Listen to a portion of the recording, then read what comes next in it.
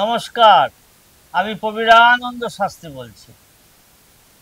এই আজকের দিনে পাত্র এবং পাত্রীর মধ্যে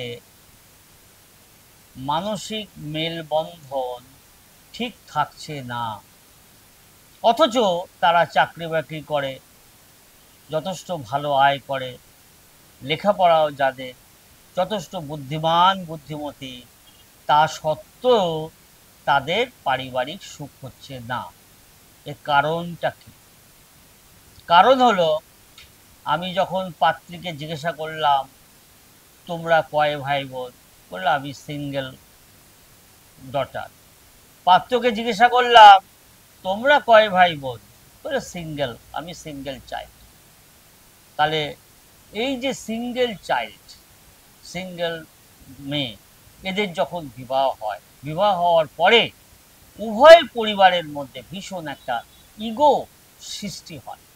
অর্থাৎ পাত্রের মা ভাবে যে আমার ছেলে আমার স্নেহ থেকে, ভালোবাসা থেকে সরে যাচ্ছে, অর্থাৎ শ্বশুর বাড়ির প্রতি ভীষণ তার টান দিতে হচ্ছে।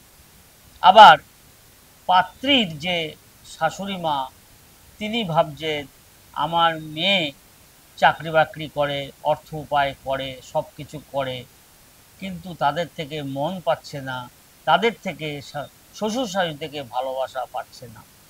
এই যে উভয় পরিবারের মধ্যে এত ভুল সৃষ্টি হয়, যাতে শেষ পর্যন্ত ডিভোর্সের পর্যায়ে চলে যায়। এটা তো সাধারণ হলো, সাংসারিক প্রেক্ষাপটে এগুলো দেখা গেছে, আপনারা সবাই দেখছেন। কিন্তু জ্যোতিষভিত্তিক এর কারণ কি? তাহলে জ্যোতিষভিত্তিক কারণ হচ্ছে যে পাত্রীর ছকে দশমপতি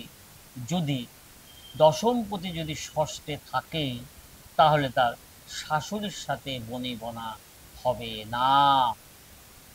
তাহলে দশমপতি নক্ষত্রপতি যদি কেন্দ্র কোণে থাকে, তাহলে বনিবনা হবে। দশমপতির নক্ষত্রপতি যদি 6, 8, 12-তে থাকে, তাহলে শাশুড়ির সাথে কোনোদিনই বনিবনা হবে না। সুতরাং পাত্রপাত্রী বিবাহের আগে জটক বিচার যে আমাদের পুরাতন পদ্ধতি, সেই পদ্ধতি এখন মিলছে না। কারণ ঋষিরা যে সময় এই জটক বিচার করেছিলেন, পদ্ধতি ফর্মুলা, তখন নারীদের বিবাহ হতো 7, 8 বৎসর, 9 বছরের মধ্যে, অর্থাৎ গৌরীদান। এখন মেয়েদের বিয়ে হয় 20, 22, 24, 25, 30 বছর।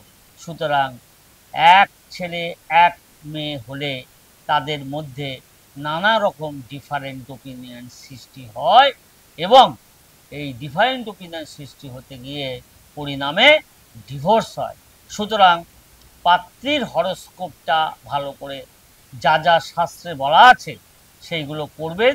উপরন্তু সত্যতম রজ, অর্থাৎ মানসিক আধার কার কেমন, সেই বিচারটাও করবেন। পাশাপাশি দশম